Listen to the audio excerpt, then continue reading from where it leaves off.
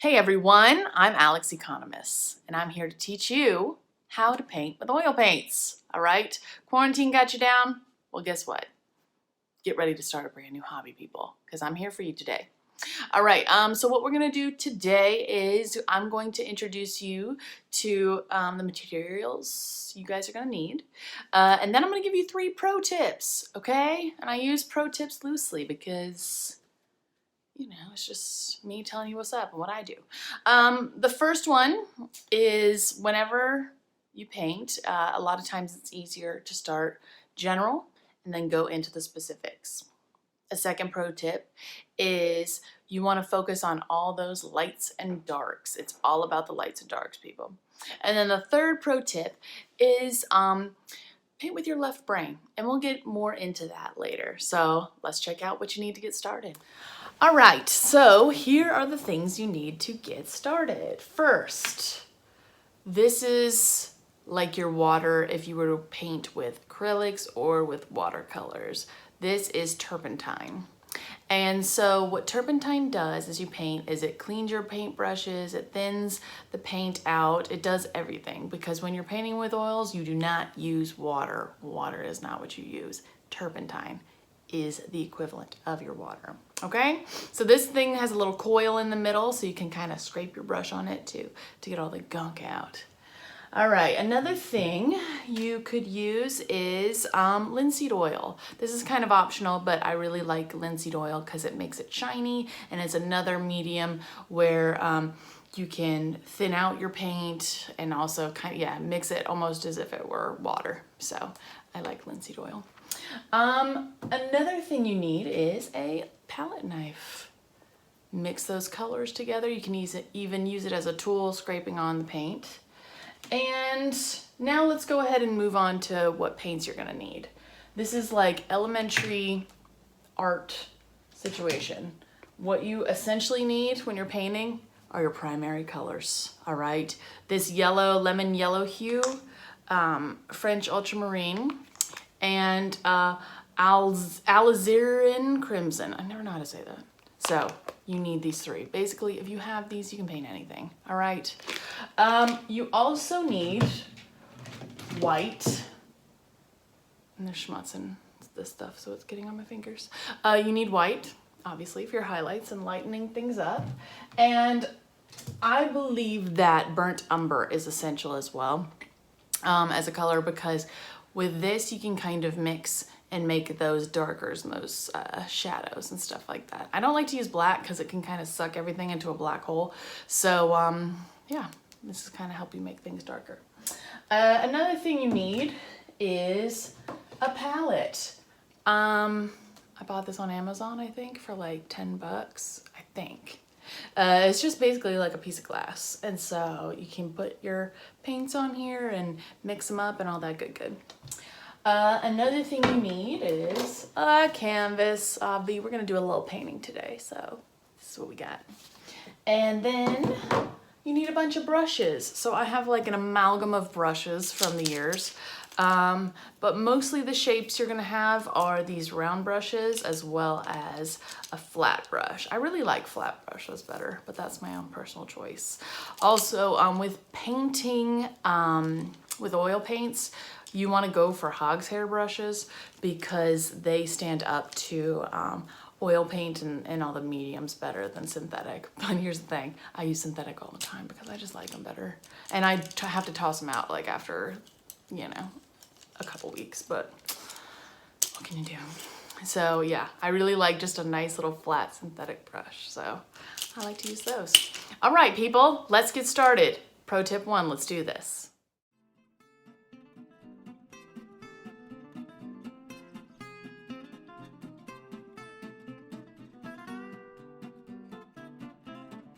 Alright guys, so we're gonna start with our first pro tip, which is painting from general to specific, kind of mapping out the whole picture, and then we'll be adding more details later. So yeah, again, general overall idea to more specific details.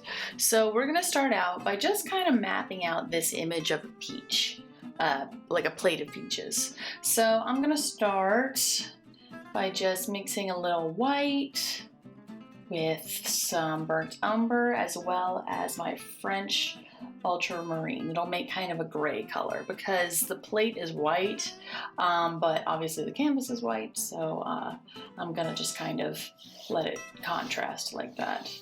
So I'm gonna go ahead and map this plate in at the bottom.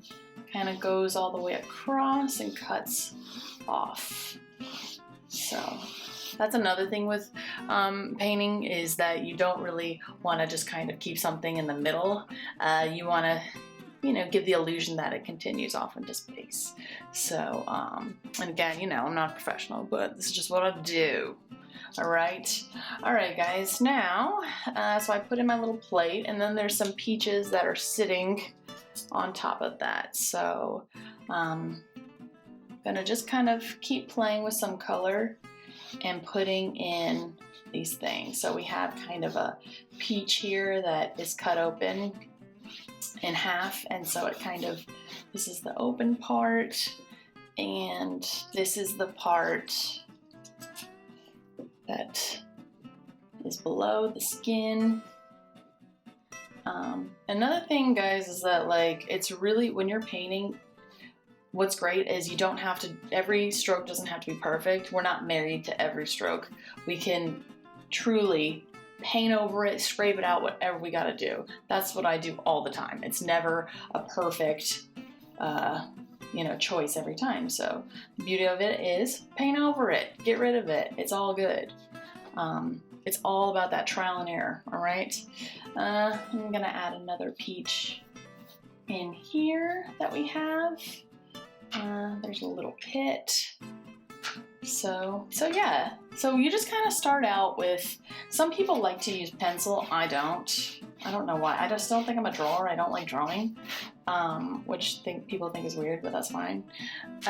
But yeah, I like to just kind of map out generally what I'm doing before really getting into it.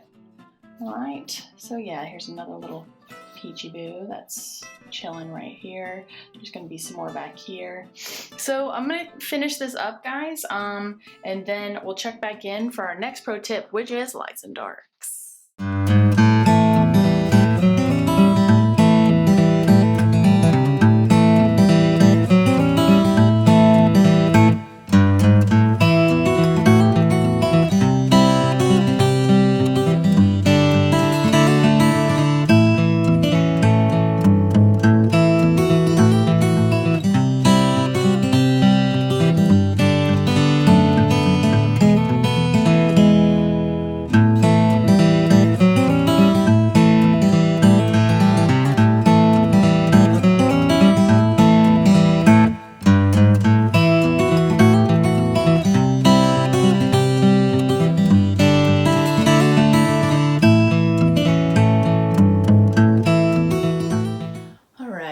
So I have already done a little bit of work on this painting, obviously.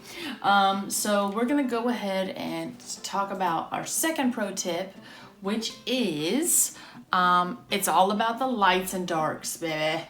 So somebody, a teacher of mine had said that to me before, and it's so true. You need to create depth and value in your art, and so yeah, it's all about focusing on lights and darks. So what I'm gonna do is I'm gonna focus on this little peachy boo over here, and I'm gonna go in with the dark kind of burgundy, and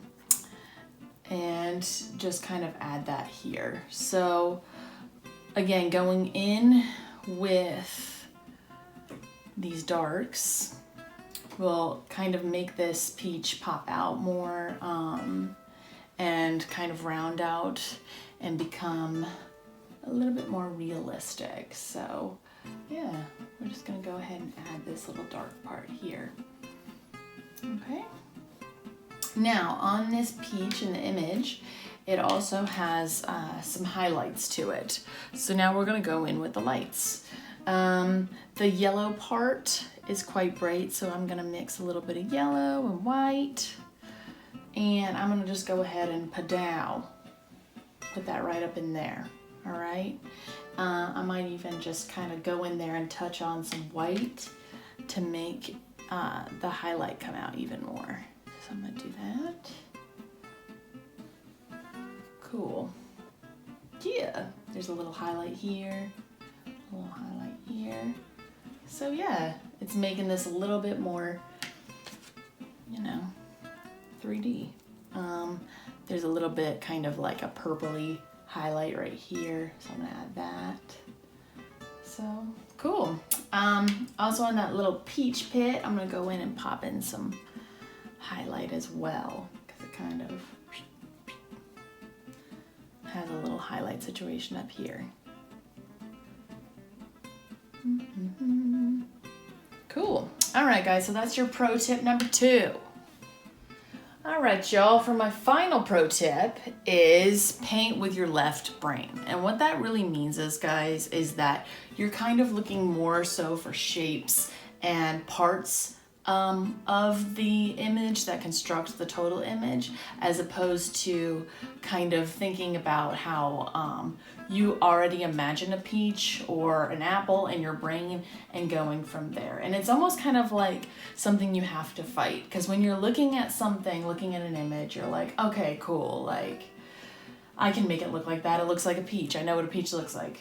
But what you really have to do is kind of fight that urge to like understand or think of it as this, image that you're so familiar with, and just zoom in on those shapes and sections of the painting or of the image that kind of construct the overall image. So for here, I'm gonna focus on this little peach right here.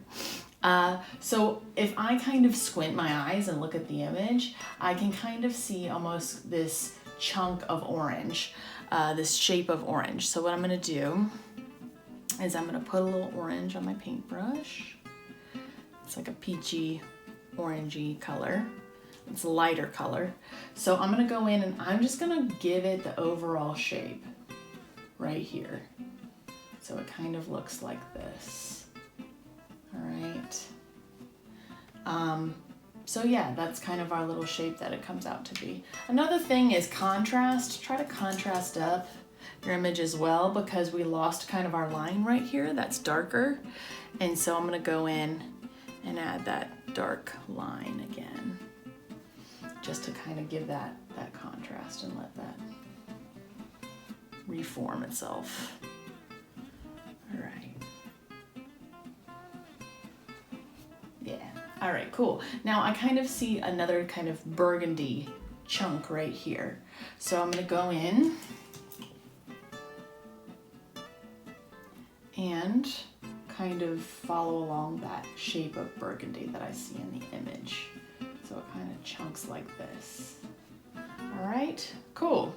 Now it kind of transitions a little bit from this dark burgundy to that light orange color. So the chunk that I see kind of looks like here with that orangey color. So yeah, again, you can kind of blend in these little sections kind of to make it a little bit more seamless and not as chunked out, but you're really just kind of looking for parts that you see and creating them. I see a little highlight, so going back to kind of how the lights and darks fit in, so I'm gonna kind of chunk that in this way. All right guys, so just look for those shapes as you're painting. Plug them in and you'll do great. And if you mess up, who cares? You're just trying your best and we're having fun here. All right, peace out, peeps.